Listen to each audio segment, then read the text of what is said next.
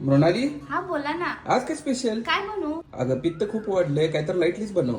बर चालेल, मी आज पात्रीची भाजी बनवते जी आपलं पित्त दूर करते. पात्रीची भाजी चांगली तर लागेल ना? तुम्ही खाऊन तर बघा. पातळी भाजी. तू पहाव मी हराव मन होई काबाव